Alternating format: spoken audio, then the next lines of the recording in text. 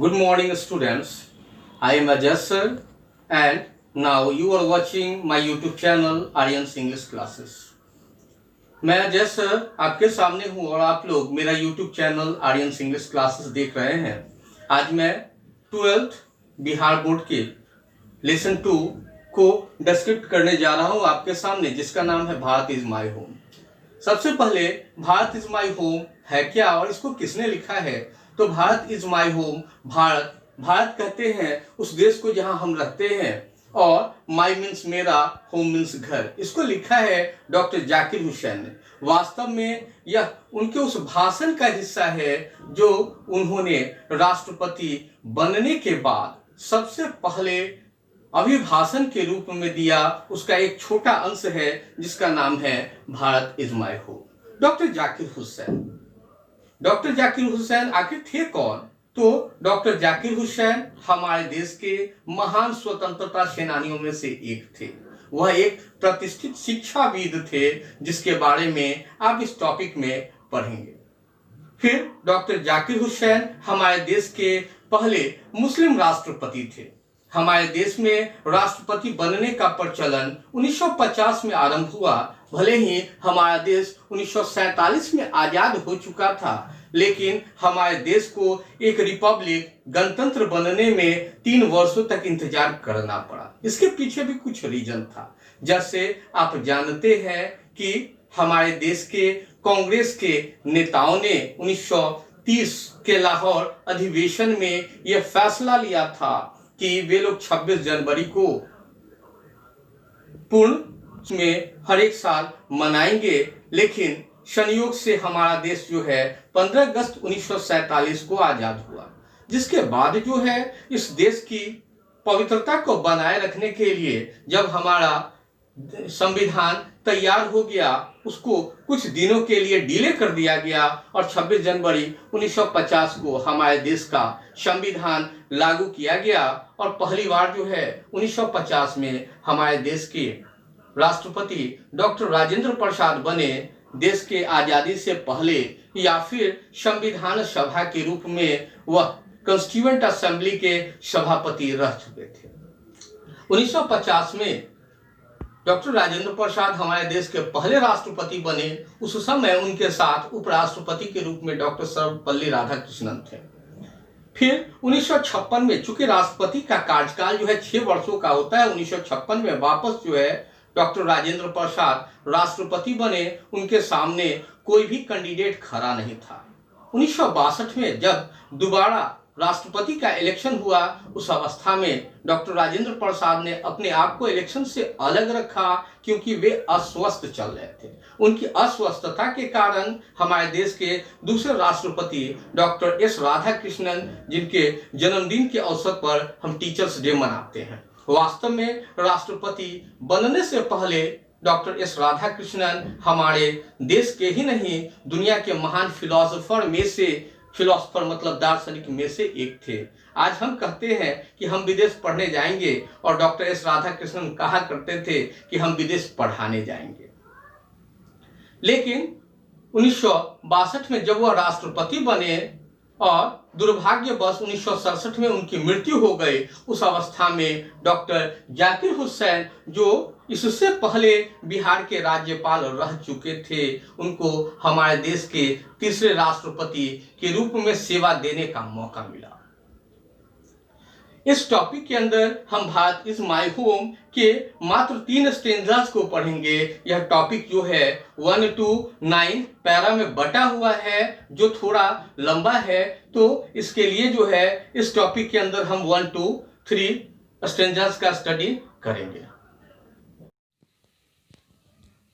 Dr. Zakir Hussain, 1897 to 1969, born in Hyderabad, was one of our greatest freedom fighters as well as an eminent educationist.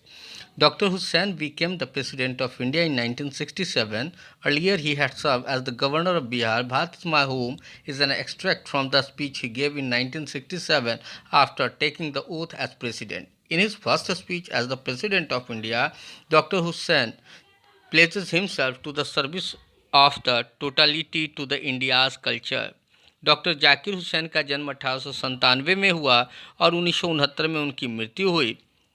वह भारत के एक प्रतिष्ठित शिक्षाविद थे, साथ ही सबसे महान स्वतंत्रता सेनानियों में से एक थे। डॉक्टर जाकिर हुसैन 1967 में भारत के राष्ट्रपति बने। इससे पहले उन्होंने बिहार के राज्यपाल के रूप में सेवा दिया था। यहाँ भारत इज़ माई होम एक छोटा अंश है उनके उस भाषण का जो उन्होंने 1967 में राष्ट्रपति पद की शपथ ग्रहण के तुरंत बाद दिया था।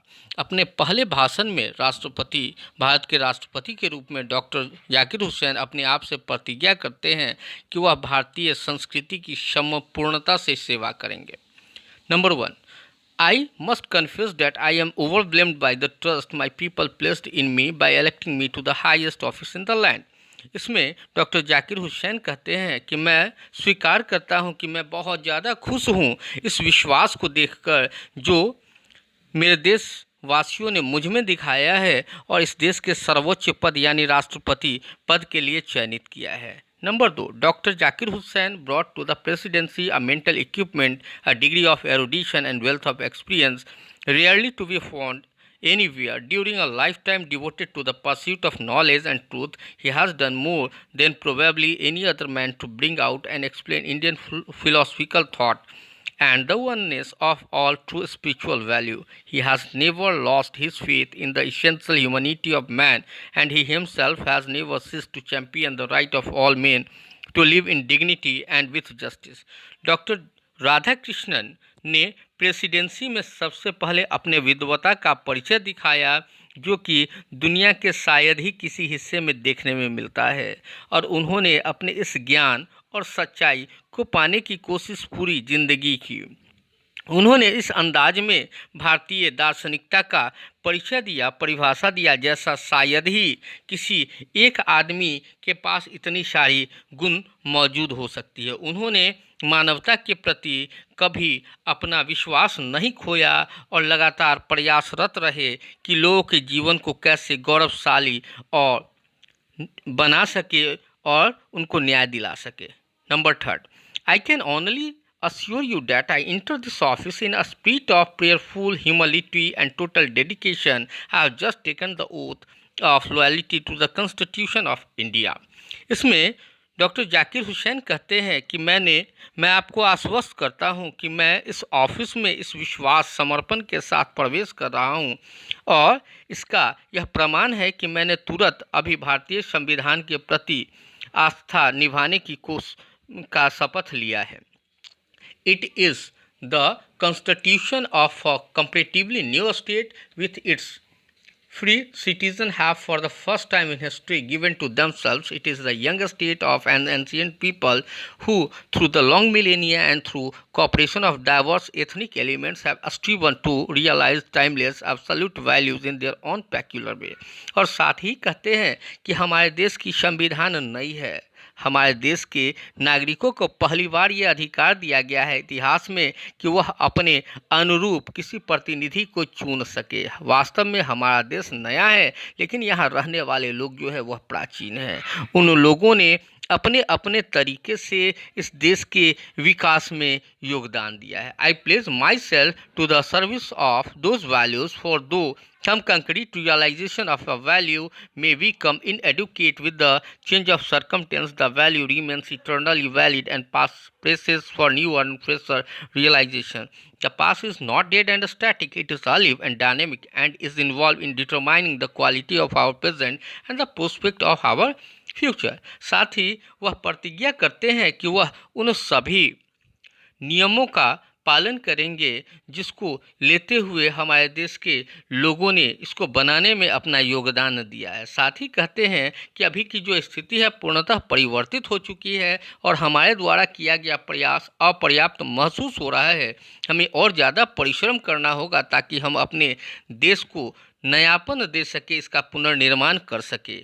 हमारा प्राचीन गौरवशाली था और यह मृत नहीं हुआ है, जीवित है और लगातार प्रयासरत है ताकि हमारे भविष्य को सुरक्षित